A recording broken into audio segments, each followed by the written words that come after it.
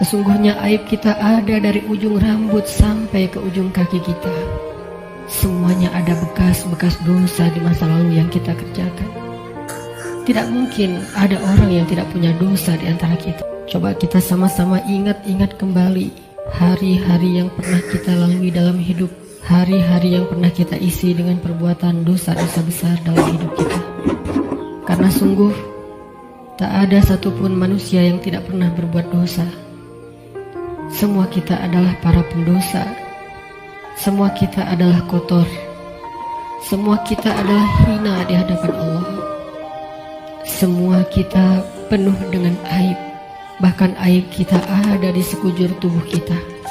Sesungguhnya aib kita ada dari ujung rambut sampai ke ujung kaki kita. Semuanya ada bekas-bekas dosa di masa lalu.